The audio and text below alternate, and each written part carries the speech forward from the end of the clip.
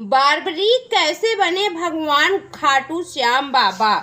खाटू श्याम बाबा को भगवान श्री कृष्ण के कलयुगी अवतार के रूप में जाना जाता है। ऐसा कहे जाने के पीछे एक पौराणिक कथा है।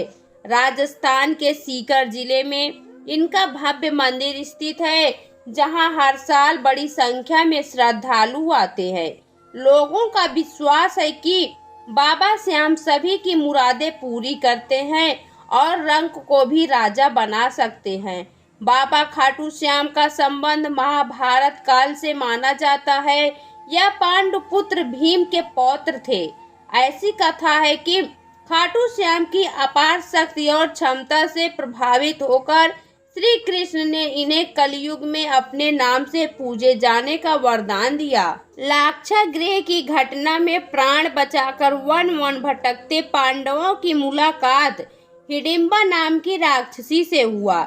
यह भीम को पति रूप में प्राप्त करना चाहती थी।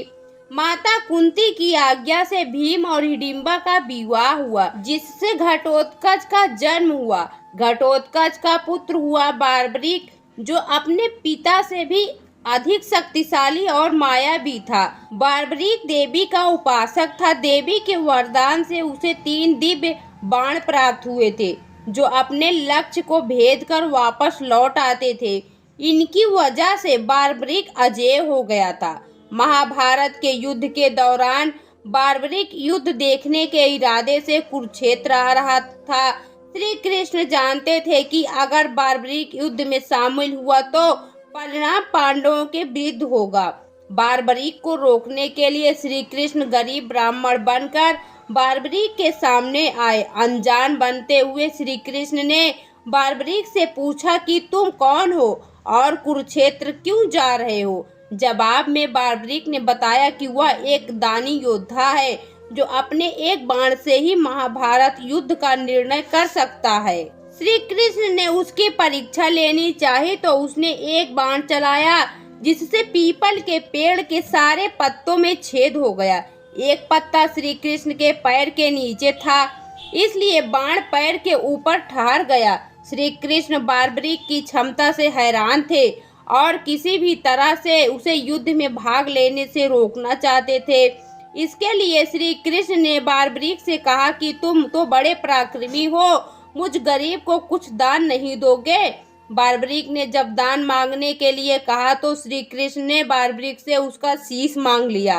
बारबरीक समझ गया कि यह ब्राह्मण नहीं है, कोई और है, और वास्तविक परिचय देने के लिए कहा। श्री कृष्ण ने अपना वास्तविक परिचय दिया तो बारबरीक ने खुशी खुशी शीश दान देना स्वीकार कर लिया। रात भर भजन पूजन कर फाल्गुन शुक्ल द्वादशी को स्नान पूजा करके बारबरीक ने अपने हाथ से अपना शीश श्री कृष्ण को दान दे दिया। शीश दान से पहले बारबरीक ने श्री कृष्ण से युद्ध देखने की इच्छा जताई थी, इसलिए श्री कृष्ण ने बारबरीक के कटे शीश को युद्ध अवलोकन के लिए एक ऊंचे स्थान पर स्थापित कर दिया। युद्ध में विजय श्री प्राप्त होने पर पांडव विजय का श्रेय लेने हेतु वाद विवाद कर रहे थे।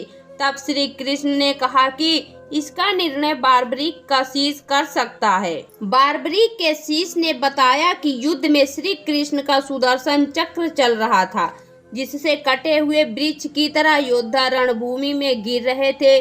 द्रौपदी महाकाली के रूप में रक्तपान कर रही थी। श्री कृष्ण ने प्रसन्न होकर बारबरीक के उस कटे सिर को वरदान दिया कि कलयुग में तुम मेरे श्याम नाम से पूजित होगे। तुम्हारे स्मरण मात्र से ही भक्तों का कल्याण होगा और धर्म अर्थ काम मोक्ष की प्राप्ति होगी। स्वप्न दर्शनोपरांत बाबा श्याम खाटू श्याम में स्थित श्याम कुंड से प्रकट हुए थे। श्री कृष्ण विराट शालिग्राम के रूप में संवत 1777 से खाटू श्याम जी के मंदिर में स्थित होकर भक्तों की मनोकामनाएं पूर्ण कर रहे हैं। प्रत्येक वर्ष होली के दौरान खाटू श्याम जी का मेला लगता है।